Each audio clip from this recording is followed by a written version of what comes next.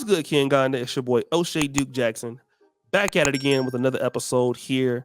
And guys, today we're going to do a little bit of financial talks. I have my brother all the way from the St. Louis area. This is the first time he's really been on a Pan-African platform, but his experience in the African-American business community, because he can find out Negroes over there. So I'm pretty sure he can scout them everywhere in the Black world. I'll let him introduce himself and what his platform is about. Absolutely. So I am certified financial planner Jason Thornton. I am a financial advisor that specializes in tax and wealth building for my clients. But on YouTube, I am Pocket Watching with JT. My platform, we specialize in reacting to bad financial advice, scammer news, and we do the best we can to give good financial tips to our audience. That is what I do. All right, give him a round of applause. And this is one of the first financial things I've done on Ken Ganda in a while. And of course, Akon, he was supposed to be building Akon City. Right. And people sent money. There's evidence that, one person that I brought that came here to see me go black to Africa. I don't know if you've heard him before. Mm-hmm. Very big YouTuber in this community. Right. He sent some $1,000 to Akon and nothing ever happened. Oof. And then in this community, what happens is not like a real estate fund thing like with Jay Morrison. Right. You get a lot of people talking about, I want to buy a plot of land. Mm-hmm. A person could be an African American. It could be an African. Right. It could be a YouTuber. Things like that. Mm-hmm. Investing in a farm. Things like that. Mm-hmm. You see those kind of scams going, or a middleman kind of person where I can introduce you to this person. I can introduce you to that person for a fee. Mm-hmm. I can get you this real estate for a fee. Right. And then, people end up sending their money and nothing goes through. But how can some of these people here who want to come back to the motherland, repatriate, but they're being hit with these scammers who are taking advantage of them. Right. Now, do you believe that scammers operate in the same way overall, or is it also culture based that could shift too? Well, that's a great question. Scammers are scammers no matter where they are. They're chameleons. What they ultimately do, they will find the culture that they're trying to scam, and they will form and shape their scam around that particular culture, right? Wow. So it doesn't matter where they go. You can find scams in the white community, in the Asian community, in the Indian community. The scam is the same. They just dress it up in the culture they're trying to present it to. Right. Kind of like Bernie Madoff. Exactly. Okay. That's a great point. Okay. So let's talk about, because you one thing I would say when you were breaking down the Jay Morrison situation in Boys Watkins, mm-hmm. something that I realized that is adamant and that is continuous between both the African American business community and what I'm seeing in the diaspora, mm-hmm. is that there is some call to being pro-black, B1, Pan-African. Yes. Yes. You first, that's the first point that I think that I see. Why is that important for the scammer? Because you have to invoke emotion. Now, I was raised by a business owner, right? Small business owner. My father had me by his side since I was 8-9 years old. And he always taught me when it came to business deals, you have to take emotion out of it. He taught me that since I was young. So it's hard for a scammer to get at me because scammers are always trying to reach you through your emotions, through your love for your people. And if they can get you wrapped up in emotion and wrapped up in your dreams, you won't pay attention to the bottom line.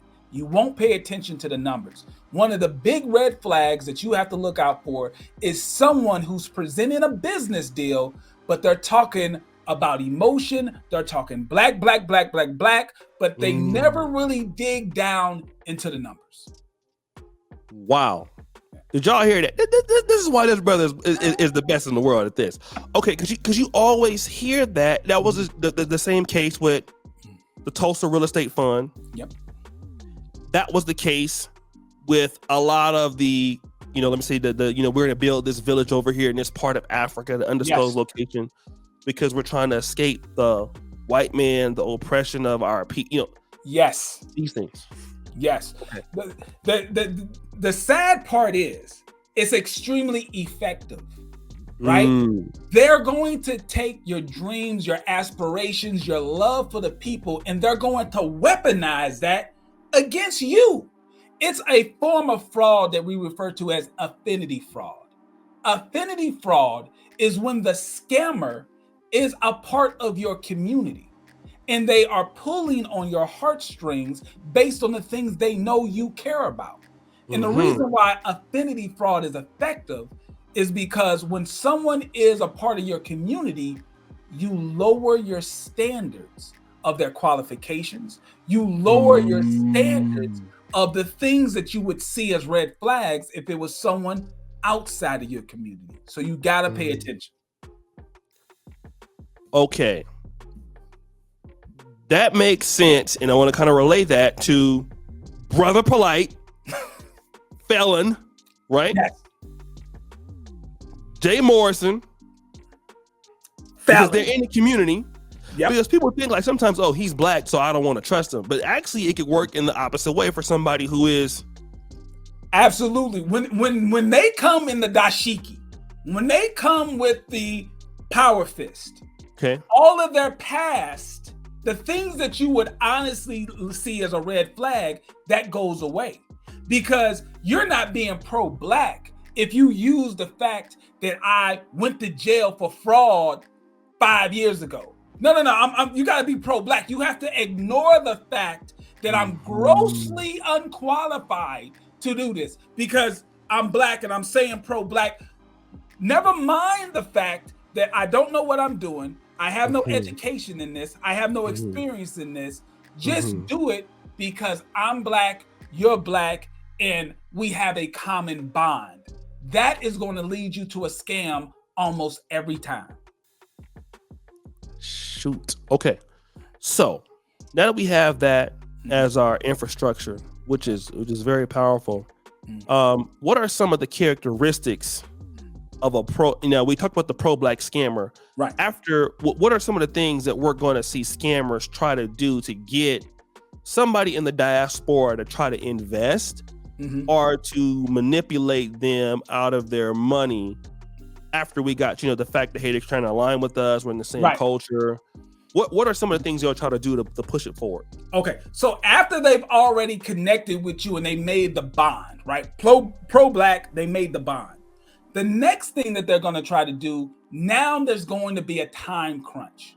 Limited time offer. We got to hurry up and do this. If you wait any longer, the price is going to be more. Whenever you have a lot of pressure, hey, there's a time we got to get this money in now or you're going to miss out. That's a huge red flag. When they put pressure on you, it's because they know if they give you enough time to really think about it, you're going to realize it's a scam. And it's also called, is it FOMO, fear of missing out? Absolutely. The fear of missing out have led many people to bankruptcy. It's okay to miss out on some things, right? Okay, if you're not comfortable with what the deal is, let it pass you by. Because I've been investing and been in business for a long time. There will always be another deal when you're ready. I'd rather miss out on a deal that I wasn't ready for the deal later that I am prepared for. Did y'all hear that? Okay. So what's the next thing that our pro-black scammer was going to try to do to get our money? Now, this seems weird, but this is what they're normally going to do. When you start to ask for more information or more documentation as far as, hey, what's the paperwork? Send me the contract. Normal things that any business transaction should have. They are going to get an attitude with you. They are going to make it seem like you are the one with the problem when you're asking them for documentation. They're basically going to say, listen, if you're going to ask me all these questions and stuff like that, then you don't want the deal. I'll give it to someone else, right? If you're gonna hassle me about this little petty paperwork stuff, then forget about it. I'm gonna give it to someone else. That is another red flag. If they seem upset that you're asking for basic due diligence, if they make it seem as if you're the one with the problem because you want documentation, you want verification that they can do what they said that they were going to do, that's a red flag. The second they start making excuses as to why they can't give you proper documents, or you're the one with the problem because you're asking for documents, it's a scam. Okay. And that definitely does happen. And that's another way of saying it's another way of being unaccountable. Yes. And again, masking it again under the pro blackness, like, hey, why are you asking me? You know we're trying to do this for our people, X, Y, and Z. Okay. What about the next thing that they'll try to do? All right. So after they've pressured you to kind of slow down with asking them for real documentation, they are going to try to find cosigners. Pay attention. They're going to look for people who you trust to try to make it seem as if they have some clout. You're going to see them with pictures with famous people, right? Celebrities, athletes. They are going to make it seem as if they already have the status of a very successful businessman, entrepreneur. So if you see them with pictures with a bunch of celebrities, or here's another thing, they're flash wealth. They may have a picture of them on a private jet, or they may have a picture of themselves driving a very expensive car. All these things are props. You can easily rent a session to take a picture in a private jet. You can rent an expensive cars. Things that you think makes them legit are actually tools that they use to take your money. So basically, the attributes or proclivities of the fake rich. Yes. Okay. Never allow someone who has pictures with celebrities to make you think that they are legit. A lot of times celebrities get scammed. A celebrity's endorsement means nothing. You want to find credible people, independent third parties, a lawyer who's not associated with this person, an attorney, an accountant, a financial advisor, someone who's not related to this person in any way, shape, or form, never did business with them. Ask that person, what do you think of this person's credentials? Absolutely. Get an independent opinion, and you'll probably get the information you need. And to piggyback on that, this has happened to me. No. In context of what you're saying, or to basically be in agreement. Not only do you see the opulence on social media, but when you meet them, and if you haven't followed them on social media before, what they'll start doing also is name dropping.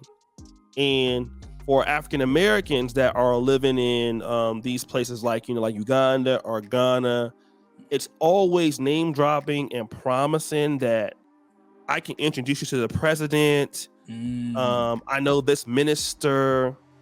I know the person here in this business community, and they'll start mentioning these people, right? That, basically, like you said, they'll try to combine the cultures that you're in, but because a lot of the African scammers, they don't really understand African American culture. So they can't get you in that way, but what they'll try to get you is on your ambition. So they know that you want to do very well in Africa because that's why you're here. Right. So if they can't tie it to a cultural cause, they'll tie it to your ambition and what you want to achieve. Yes. So in that way, what do you want to get achieved? They might even ask you that, and they'll try to say, well, I can help you, and then I can introduce you to X, Y, and Z. Yes. Person. Yes, yeah. That is a perfect transition to the next a red flag. You have to beware of strangers bearing gifts. Okay? When we were kids, we were taught, hey, if a stranger offers you candy, that's a bad thing. It doesn't make sense. Right? So now as adults, as investors, as people trying to advance in life, if a stranger is offering you a shortcut, right? they're making the process of you achieving your goals easier. You have to ask the question, what's in it for them? Why are they offering me this layup? Why are they offering me this shortcut in the process of achieving my goals? You can very well be entering into a bad business relationship that will leave you broke. At the end of the day, listen, I know everyone wants to feel special. And when someone comes to you and say, hey, I like you. And because I like you, normally it would be harder for you to achieve what you want to achieve. But I like you, so I'm going to make it easy for you. To me, that's a red flag. And let me give you an example, right? Go ahead. Now, there was a TV show when I was growing up, and I know maybe some of your audience don't know it, but you'll still get the reference.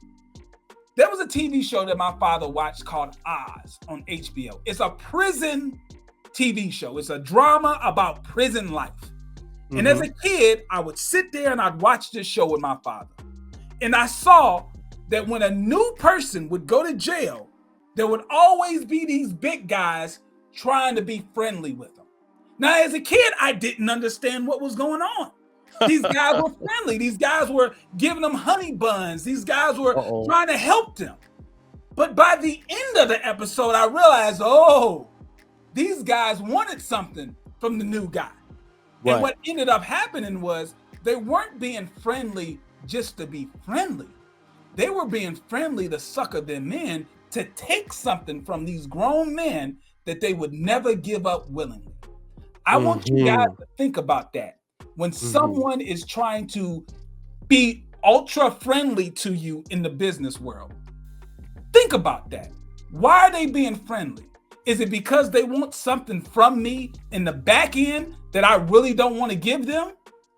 You have to be skeptical.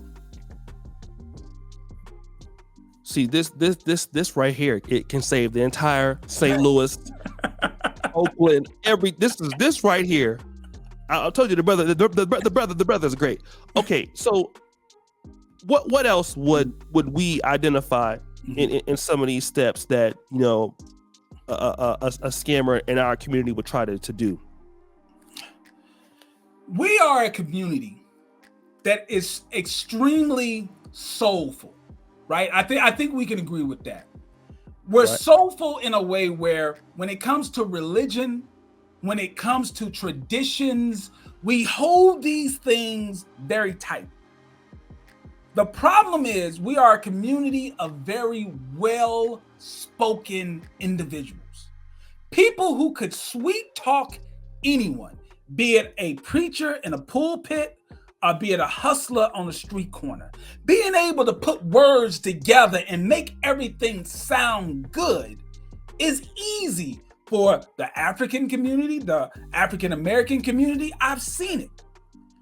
I don't really do a lot of investing with guys based solely on their ability to speak well. Okay. I personally hold it against people. If I see a person who can speak well, I hold it against them in the business deal, because I always have to ask myself, am I agreeing with this person because of the numbers of the deal? Or am I agreeing with the person because they are very well spoken? So you have to get used to ignoring the way that they say what they're saying. And you have to hold them to the numbers every time. And if you are not well versed with the numbers, that's why it's important to hire someone who is. I know you don't want to spend a lot of money. I got it. But the shortcut that you're trying to take to not have a lawyer or a financial advisor look over the paperwork before you send money, you're being scammed out of the money. I would rather spend a few $100s on a lawyer or a financial advisor to look over the paperwork before I send a scammer thousands of dollars. That's the problem. Don't worry about the words, how eloquent they speak. Focus on the numbers and hire someone who's going to help you do your due diligence. Right. No, those are so true. And I noticed that. And also what I have noticed in this community, because one of the things you said as influencers and creators, and especially me, I've been in Black YouTube for about almost going on a decade now. Oh, yeah. And I realized, yeah, man, I came here, I still had a little hair, man, but these Negroes they got me receding, player. So one of the things, and now I'm also King Ganda. We have almost 76,000 subscribers over here. Nice. And so we have a duty to tell our people the truth. Right. And as influencers and creators, I notice that because Jay Morrison is a YouTuber, you can say, but not really creating content on YouTube like that. He just happens to be on YouTube. Right. Boyce Watkins is also like that. He's on YouTube, but he's not, but he can be classified as a YouTuber. Right. I noticed that we get a lot of these people getting scammed by individual YouTubers. And especially a lot of those people who repatriate to Africa. And I'll notice that they get stuck in Ghana or Tanzania. And this is their only source of income. So people get desperate, and a lot of the African Americans, not even just African Americans, you got people coming from the Caribbean, right? And even some, blacks. Sometimes you might have somebody from like Ghana in the diaspora, but they might want to move to Uganda, so they start looking at, they'll go around showing real estate farms with their phone. It'd be dusty and stuff like that.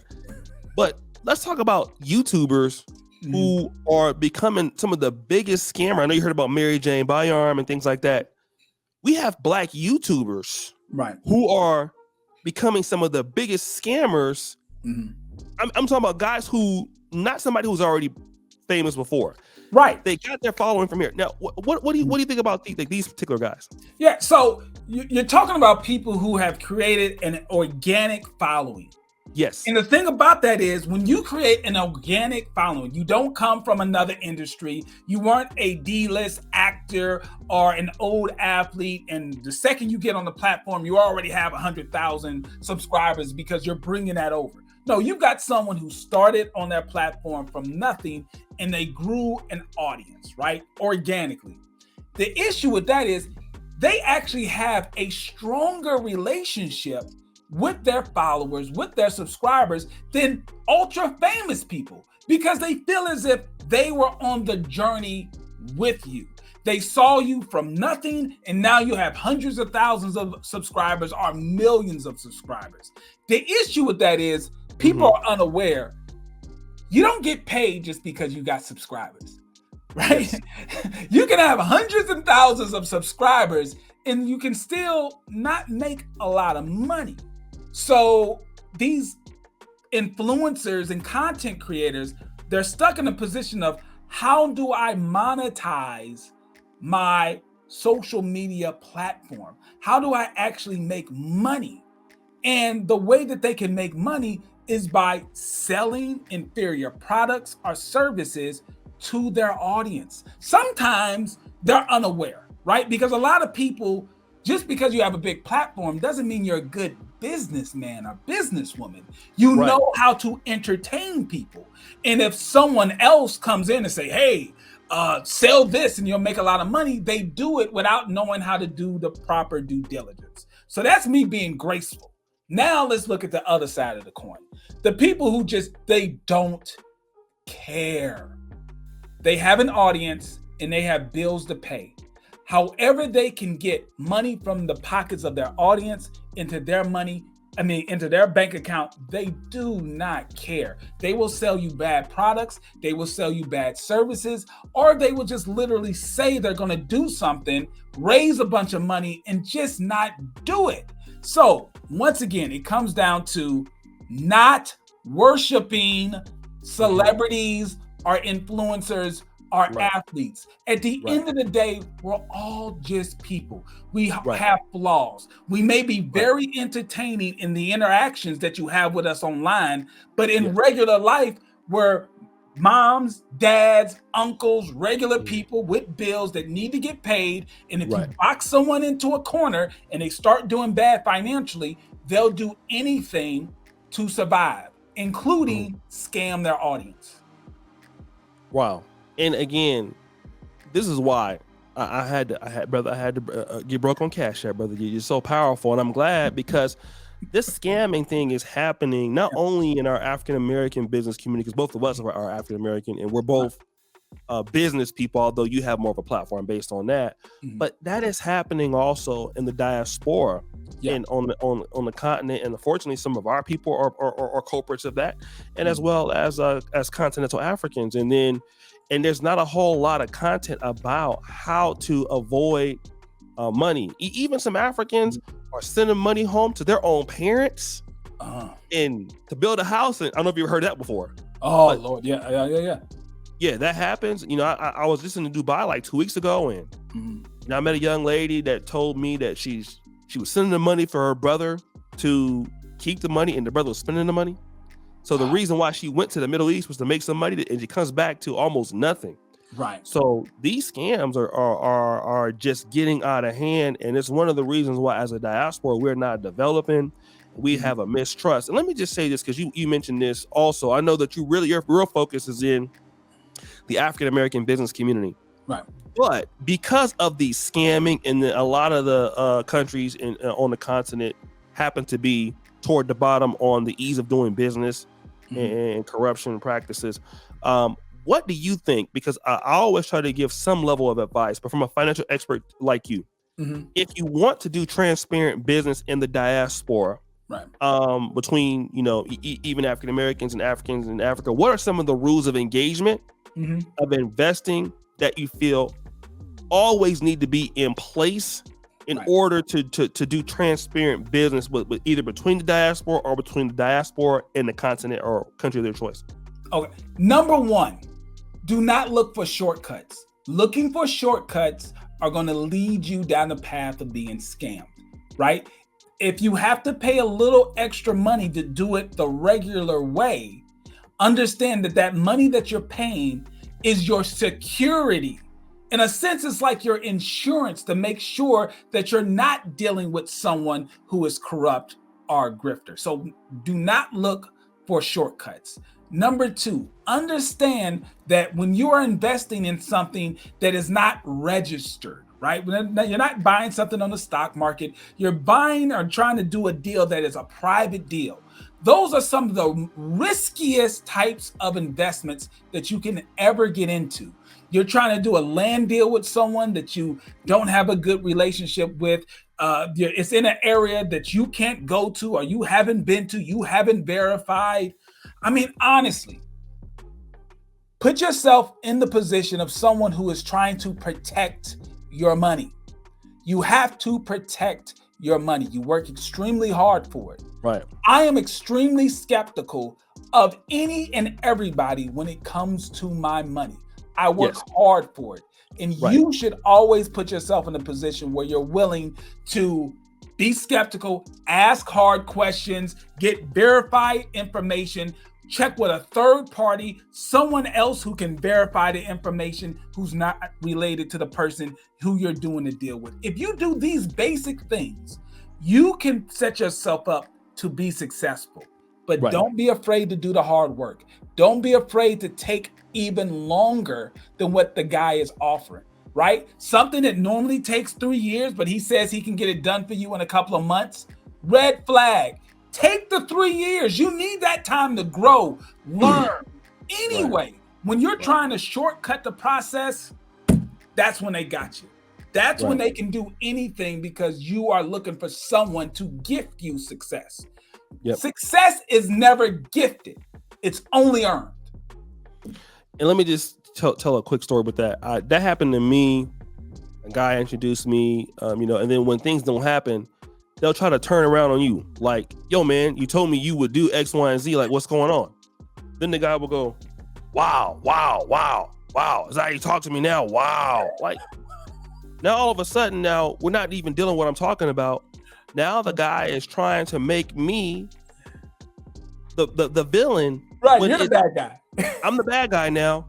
And so I've noticed that you try to make accountability of what they said they were going to do, and then all of a sudden now they're saying that they can't do it, or they're trying to make excuses. Well, you know, they're blaming somebody else, and they're trying, come to my office and all kind of stuff.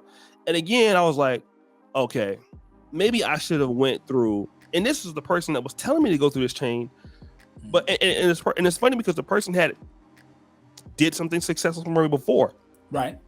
So I was like, okay, well, this person knows this individual, so I could, give this person the money. Right. I lost $1,700 doing that.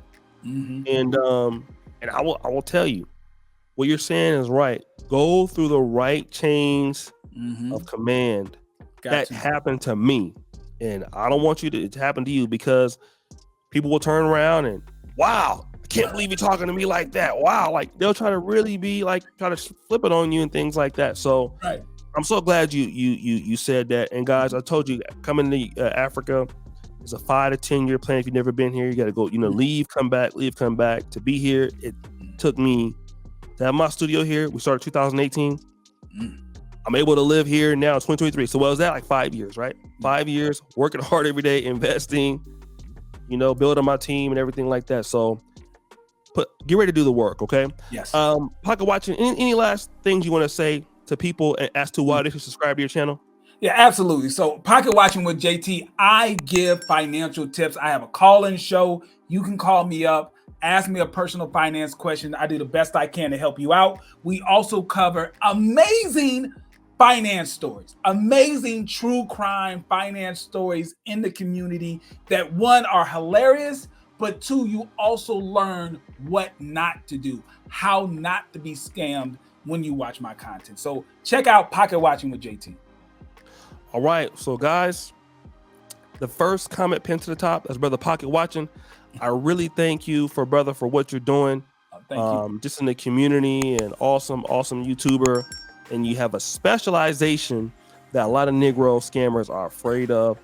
But so I thought about getting my scam on, selling some shea butter oil for $5, player. But I think I'm not gonna do it now since you're on YouTube. So guys, subscribe, hit the bell. Peace out.